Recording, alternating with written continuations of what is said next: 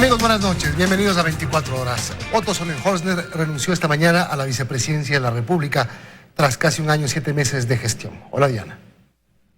Hola, Milton, amigos. Muy buenas noches. El anuncio lo hizo en una cadena nacional. Luego de eso se despidió del personal de la vicepresidencia e inmediatamente, junto a su esposa, partió a Guayaquil en un vehículo particular. Empezamos con este tema.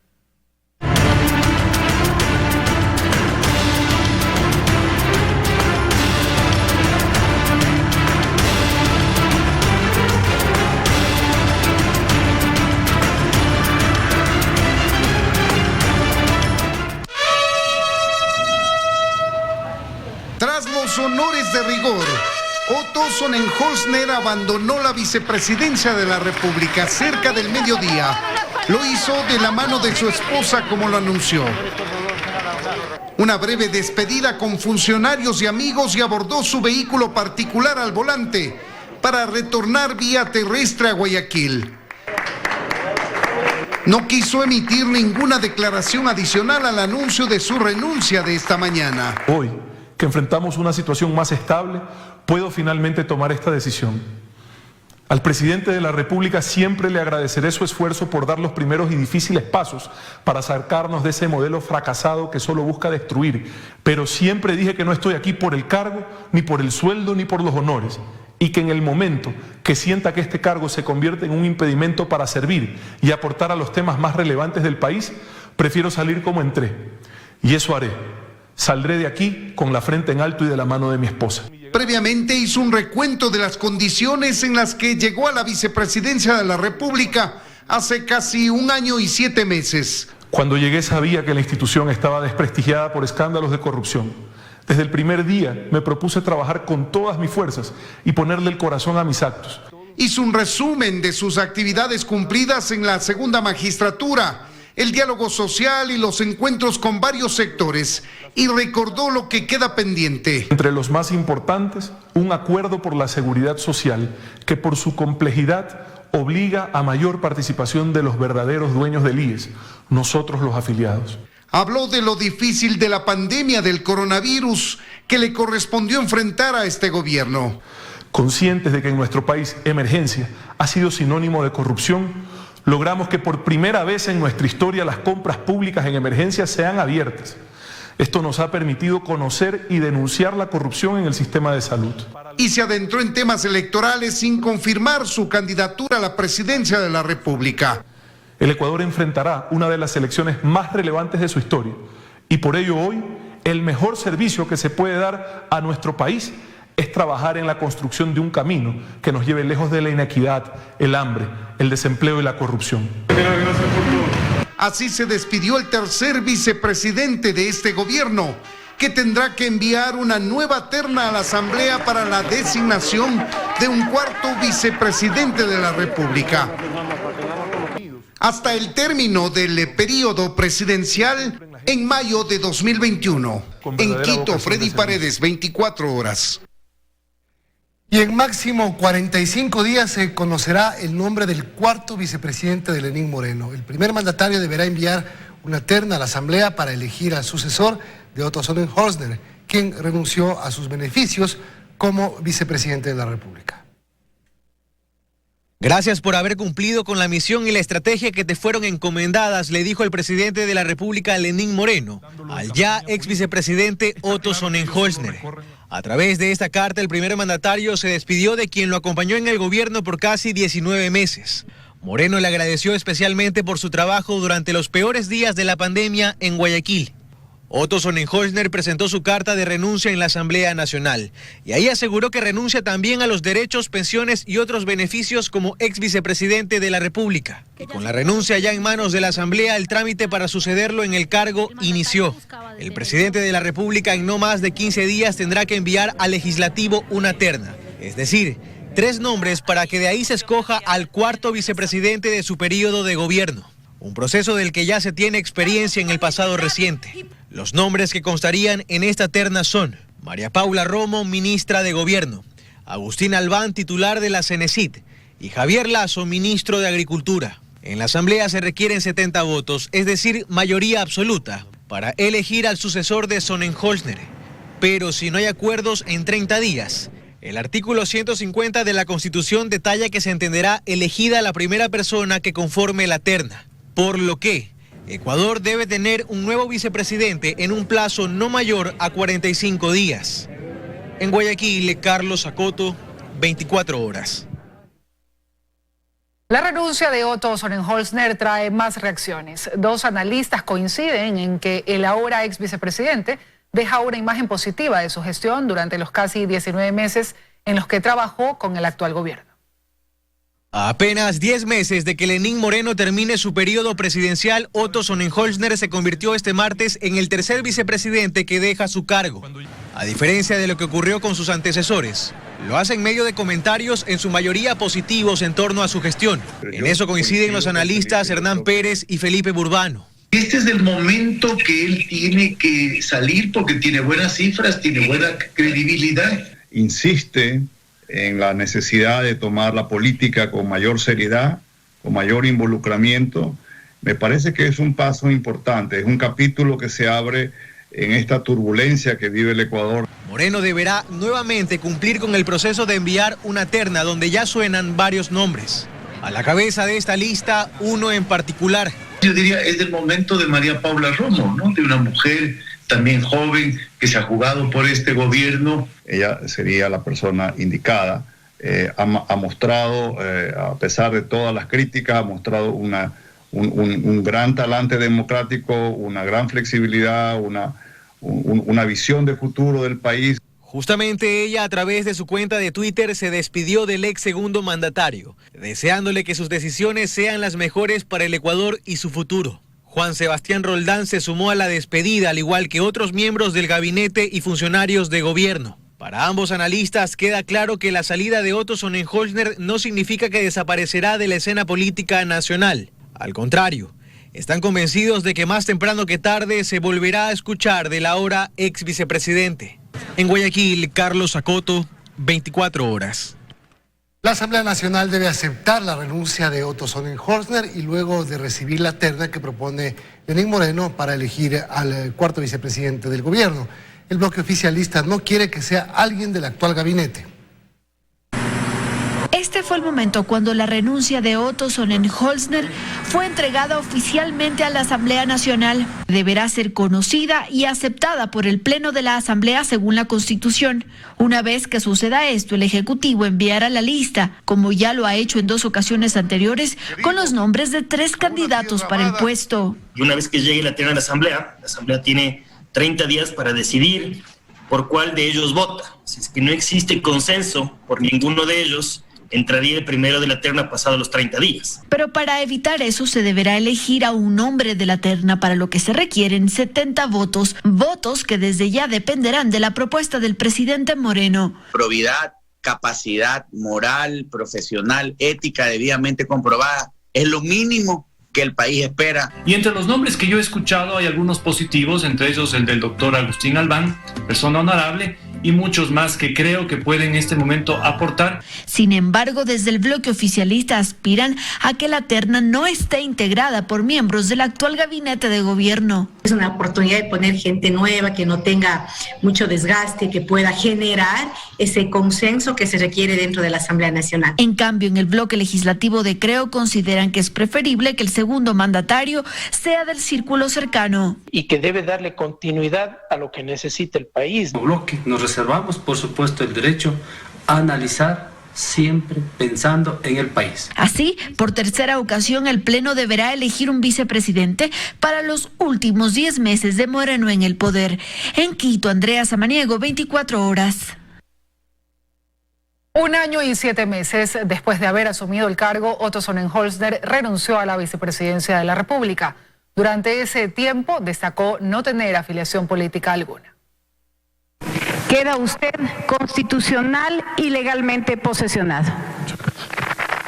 Fue el 11 de diciembre de 2018 que con 94 votos de los 128 asambleístas presentes se eligió a Otto Sonnenholzner como el nuevo vicepresidente de la República. Sonnenholzner fue el tercero en ocupar el cargo en reemplazo de María Alejandra Vicuña, acusada de corrupción, y de Jorge Glass, quien continúa en prisión también por corrupción. El empresario y radiodifusor de entonces 35 años asumió el cargo a pesar de las críticas por su falta de trayectoria política. Tuve el honor de luchar junto a muchos ciudadanos y junto a muchos de los que hoy están aquí presentes por la libertad de expresión. Pero lo que en un inicio fueron reproches se convirtió en su principal fortaleza: no tener pasado ni filiación política alguna. Tras su designación se dedicó a recorrer el país y esto lo posicionó como rostro del gobierno. Sonnenholzner lideró el denominado Diálogo Nacional, que lo acercó con varios sectores productivos, económicos y sociales, aunque esto no logró evitar el paro de octubre del 2019. Ser autoridad no es ser prepotente, no es ser arrogante, no es amenazar, no es ser abusivo. Durante la emergencia sanitaria causada por el coronavirus, tuvo un rol fundamental. Él, por designación del presidente Lenín Moreno, encabezó el Comité de Operaciones de Emergencia Nacional. Sus recorridos en territorio aumentaron y en menos de un mes su nombre se consolidó como una de las figuras que lideraban la emergencia sanitaria que enfrentó el país. A pesar de esto, sus actividades fueron reducidas cuando fue reemplazado del COE Nacional por la ministra de Gobierno María Paula Romo, bajo el argumento de que el segundo mandatario debía concentrarse en lo que sucedía en Guayaquil, la ciudad entonces más golpeada por la pandemia. Sus recorridos por hospitales, centros de salud, aeropuertos, barrios populares y el campo no han cesado. El pasado 2 de julio, Sonnenholzner se refirió más concretamente a su futuro político. Yo trabajaré para buscar ese camino que nos una no por ideología, sino por objetivos. Ese trabajo que he hecho desde la vicepresidencia lo haría también en función de un camino electoral en donde no necesariamente sea yo quien participe. Joana Ramos, 24 horas. Más noticias. El anuncio de reestructuración de la deuda ecuatoriana con los principales tenedores de bonos tuvo efectos inmediatos. El riesgo país bajó 496 puntos. Además, según explicó el ministro de Economía, como parte de las secuelas de la pandemia, es necesario diseñar un nuevo acuerdo con el Fondo Monetario Internacional. Pese a que Ecuador aún debe continuar con la negociación con los tenedores de deuda, el acuerdo alcanzado y anunciado este lunes involucra a quienes representan el 50%. Y esto, ratifica el ministro, es una buena señal para el mundo. Es un gran paso para llegar a un cierre definitivo que esperamos hacerlo en las próximas semanas. Pero además le envía una buena señal al mundo, le envía una señal de que hay un país responsable y que también le pide al mundo un apoyo.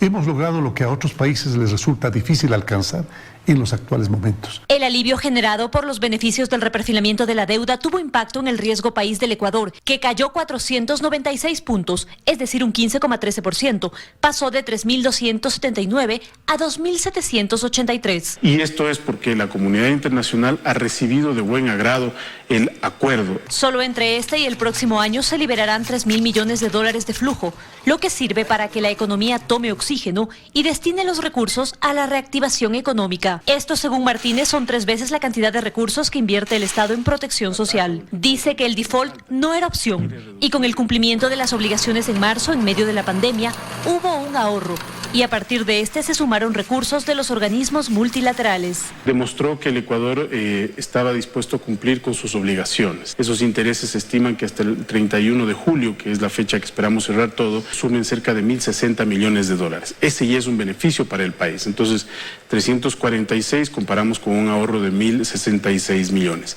A eso sumémosle los recursos que ya han llegado de los multilaterales, 1.800 millones de dólares. Sumémosle la reducción de capital que estamos obteniendo por cerca de 1.500 millones. Además, en palabras del titular de la cartera de Estado, esta renegociación es un gran paso para avanzar en el acuerdo con el Fondo Monetario Internacional, que debido a la crisis del COVID-19 no solo debe ser cambiado. Y tenemos que hoy diseñar un nuevo acuerdo, ya no es rediseñar el anterior, hay que diseñarlo, un nuevo acuerdo en función de las necesidades fiscales, de los impactos en pobreza. Además, está previsto que en este mes Ecuador reciba recursos de China que debían llegar en junio, pero tiene demoras debido a los procesos. En Quito, María Gracia Acosta, 24 horas.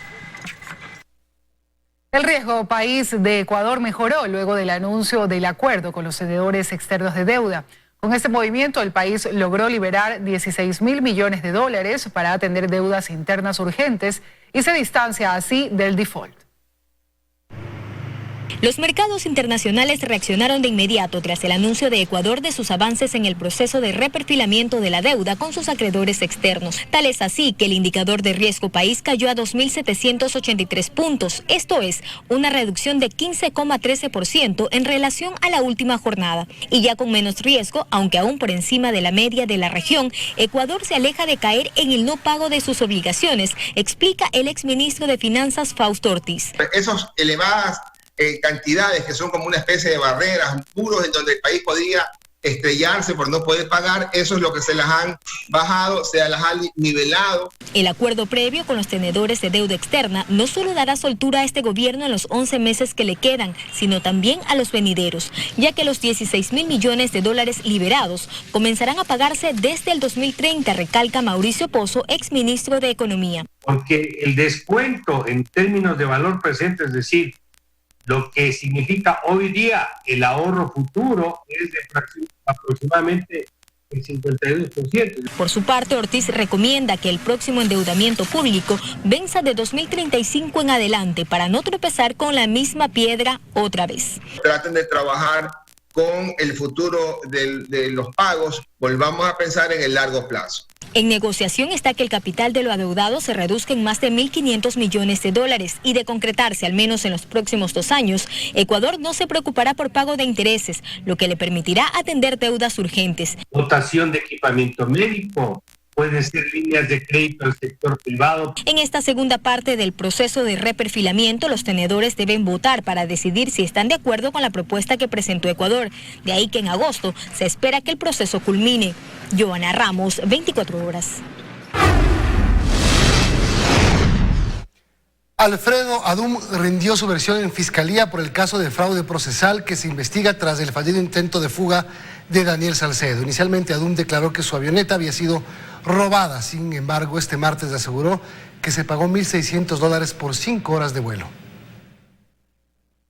$1.600 le habría depositado la compañía Capsae y S.A., cuyos socios son los pilotos Franklin Lara y Alfredo Espinosa, este último fallecido en el accidente en Perú, a la compañía de Alfredo Adún por 5 horas de vuelo en esta, la avioneta siniestrada. Fue la revelación que hizo la mañana de este martes Adún al ir a la Fiscalía Provincial del Guayas a rendir versión en el caso que se sigue por fraude procesal tras el fallido intento de Daniel Salcedo Bonilla de fugar. Resulta que el piloto comunica al señor Fausto Álvarez, un colaborador mío de más de 20 años y que administraba la avioneta, le dice: tengo unos clientes que quieren hacer un trabajo de fotogrametría en la isla Puná, en unas tierras para camaroneros. Entonces, el amigo de Lara, el piloto fallecido, deposita $1.600 en la cuenta de Granja Marina AA por 5 horas de vuelo a $320 la hora. Es decir, la avioneta fue alquilada y no robada como él mismo había denunciado. Franklin Lara es el que desaparece con el avión. Y de hecho se la alquiló con anticipación. El sábado 6 utilizan 2 horas de vuelo y les quedaban 3 horas de beneficio. Que se usaron la madrugada del lunes 8 de junio, día del accidente, cuando Lara habría llamado al administrador de la avioneta a decirle que ya no había vuelo, porque su abuela se había muerto y tenía que viajar a Quevedo. De lo que declara Lara, Lara se estrella a las 7 de la mañana y 2 minutos y dice que en el accidente pierde el celular, pero sin embargo a las 8 de la mañana llama a Fausto Álvarez a decirle que él se está yendo a Quevedo. Sobre los pasajeros, que eran 4, se habrían hecho pasar por biólogos usando otras cédulas. Y respecto al cambio en la matrícula de la aeronave, habría ocurrido en el hangar un día antes del viaje. Todo esto lo habría descubierto Fausto Álvarez, el administrador, un hombre de 72 años. Para las 8:30 de la mañana de este miércoles está prevista la toma de versión del administrador de la avioneta. Según Alfredo Adún, allí se presentarán algunos chats como pruebas contundentes e importantes entre el piloto Lara y don Fausto Álvarez. Adún insistió en su inocencia, responsabiliza a los 2 pilotos y a Daniel Salcedo Bonilla de los hechos. Incluso cree que gracias a su avioneta se pudo detener a Salcedo. Luisa María Heredia, 24 horas. Y este martes, Luis Jairala Zunino, exdirector médico del Hospital Teodoro Maldonado Carbo, rindió su versión libre y voluntaria vía Zoom. En el caso de peculado, cuya investigación abrió de oficio la Fiscalía, luego de conocer las denuncias de corrupción en su contra. Jairala Zunino estaba prófugo desde hace un mes, pero este martes yace en la orden de detención en su contra. Su abogada Teresa Rivas se acercó a la Fiscalía de la Merced para presentar un escrito y explicó que su cliente permanece en Guayaquil. Tras la denuncia de que 136,9 toneladas de alimento escolar se pudrieron en una de las bodegas de Correos del Ecuador, la Contraloría informó que se generaron responsabilidades civiles y administrativas y que se inició un nuevo examen especial. Estas son las bodegas de Correos del Ecuador ubicadas en Tababela, al nororiente de Quito. Lucen prácticamente abandonadas. Así como abandonadas, quedaron en su interior 136,9 toneladas de alimento escolar que hoy están podridas. Estos kits alimenticios no corresponden al periodo actual.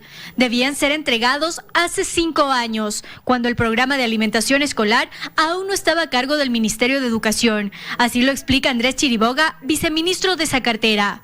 Este programa estaba a cargo de la UNAEP, la Unidad Nacional de Almacenamiento, empresa pública, y se distribuía a través de un contrato que ellos mantenían con Correos del Ecuador. Efectivamente, la empresa pública Proalimentos, que luego se fusionó con la Unidad Nacional de Almacenamiento, firmó un contrato por $3.102.121 con Correos del Ecuador, para que esta empresa sea la encargada de almacenar y distribuir estos productos a las instituciones educativas. Y es que Correos del Ecuador había abierto justamente en 2014 una nueva línea de negocios, que era la de logística. Sin embargo, según consta en un informe especial de la Contraloría, Correos del Ecuador no tenía la capacidad operativa y funcional para realizarlo. De todas formas, los contratos se dieron. Y hoy, justamente en medio de la crisis sanitaria por la pandemia, sale a la luz un desperdicio millonario en alimentos. La Contraloría nos informó que se generaron responsabilidades civiles y administrativas y que ya están corriendo los plazos. Además, indicaron que se inició un nuevo examen a la ejecución del contrato. Ahora es el Ministerio de Educación quien tiene a cargo este programa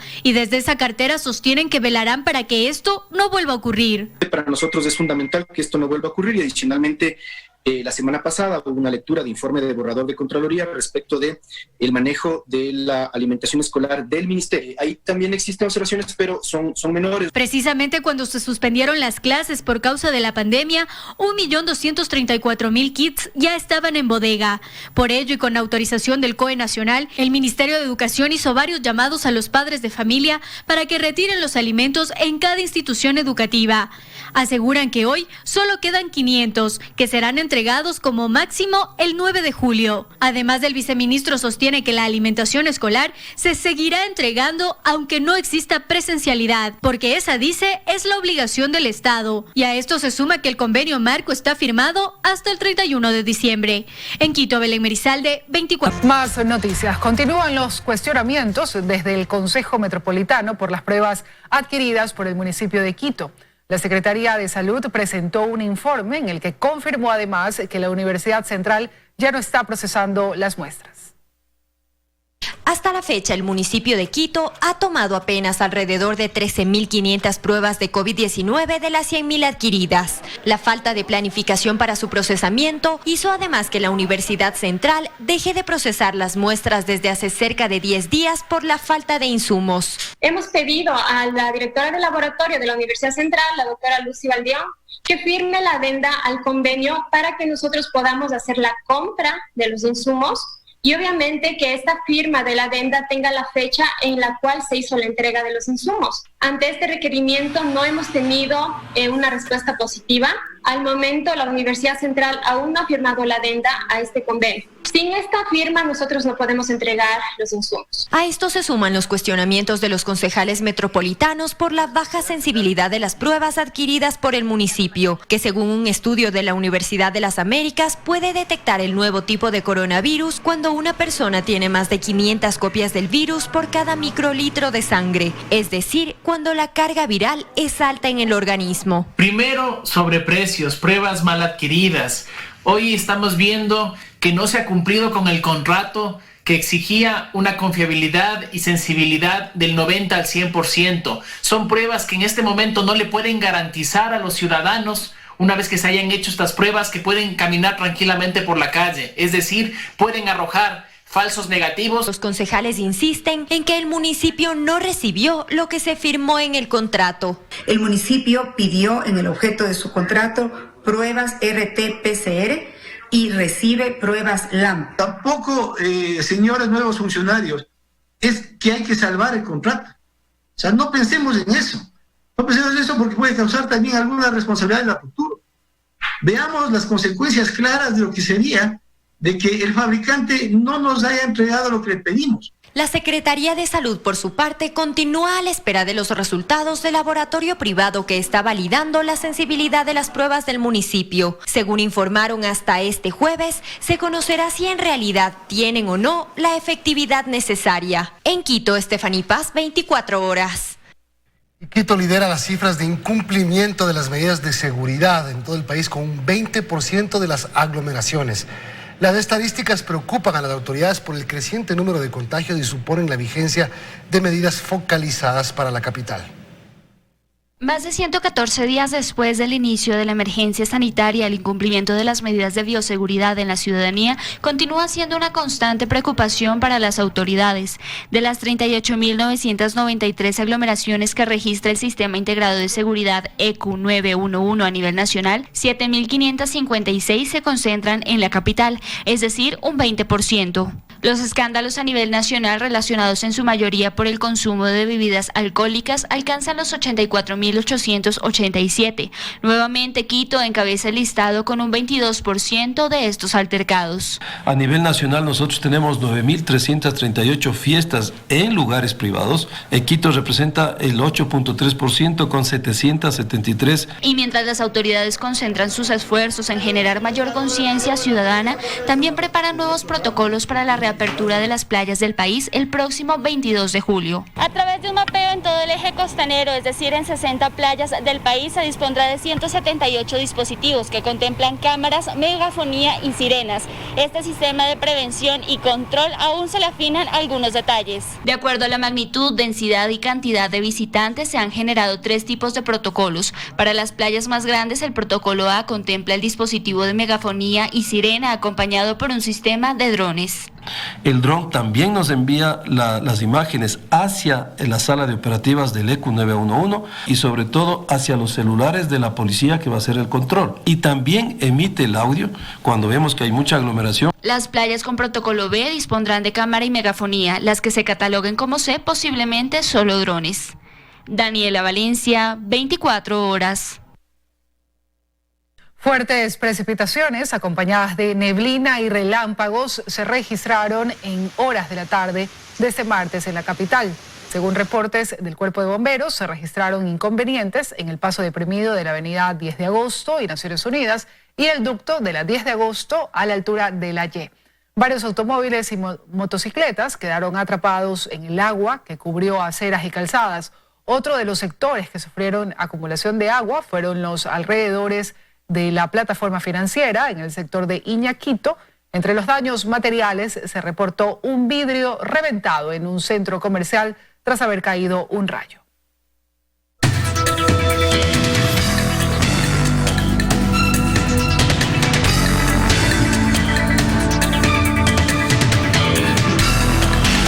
Por tu salud. Hola amigos, bienvenidos nuevamente a su programa Por tu Salud. Pues nos han pedido que hagamos un programa sobre la diabetes mellitus y la COVID-19. Pues existe una relación entre estas dos enfermedades. Sabemos muy bien nosotros que la diabetes mellitus es un factor de riesgo muy conocido para aquellos pacientes que se enferman de COVID-19. Si usted tiene diabetes y le da COVID, usted podría complicarse a una mayor proporción que una persona que obviamente no tenga la enfermedad. Esto nace de un reporte o varios reportes en realidad de revisiones de la literatura y procesos investigativos que se han publicado recientemente. En este sentido, pues las personas que tienen comorbilidades, ¿por qué se complican más y por qué complican tanto a la COVID-19 como a la diabetes? Pues hay algunas hipótesis. La primera es que obviamente al ser una enfermedad concomitante, pues ese factor de riesgo hace que la persona podría desarrollar una respuesta inmunológica que sea menos efectiva, pero en cambio mayormente complicada. Acuérdense ustedes que esta enfermedad provoca en los pulmones una especie de fibrosis a nivel de la membrana entre el alveolo y los capilares, y esto podría complicar la respiración aún más. Por otro lado, también hay una relación biológica entre la producción de insulina y las infecciones virales. Esto lo conocemos, por ejemplo, con la influenza. En el 2010 se reportó un trabajo muy bien realizado en la cual pacientes con infecciones por influenza desarrollaban intolerancia a la glucosa por una producción ineficaz de insulina. Acuérdense ustedes que la insulina es esa hormona que nosotros utilizamos para poder asimilar los azúcares en el cuerpo. Finalmente, pues este virus, ustedes acuérdense, en algunos programas hemos hablado, ingresa a las células por estos receptores AC2, que son los de la enzima convertidora de angiotensina. Estos receptores pueden ocasionar ciertos daños en ciertos tejidos y pues esta podría ser una de las relaciones con diabetes y SARS-CoV-2. Mucho cuidado con ustedes, cuidémonos todos y nos vemos en el siguiente programa de Por Tu Salud. Como parte de uno de los ejes de cooperación del Fideicomiso Sumar Juntos, el Comité Ejecutivo aprobó el proyecto orientado a recuperar ventiladores mecánicos de hospitales públicos a través de la gestión y coordinación de la Alianza para el Emprendimiento e Innovación. En ese entonces se registraron un total de 309 equipos averiados distribuidos en 175 hospitales a nivel nacional. Se ha logrado este importante tema, es decir, reparar respiradores que ya estaban en el Ecuador y como bien dijo el ministro, 120 respiradores ya han sido puestos nuevamente al uso de los hospitales ecuatorianos. Entiendo que hay muchos más y de nuestra parte estamos dispuestos a destinar todos los recursos que sean necesarios. Así que este es un gran ejemplo de lo que sí podemos hacer en nuestro país. Los centros comerciales El Condado y Scala Shopping lanzan la nueva plataforma de compras en línea. Esta opción permite a los clientes navegar desde casa u oficina y elegir los artículos a través de los portales digitales www.scalashoppingplus.com y condadoshoppingplus.com. Deberán realizar el pago de forma segura con sus tarjetas Diners Club. Con esta plataforma los clientes podrán realizar sus compras de manera sencilla y segura.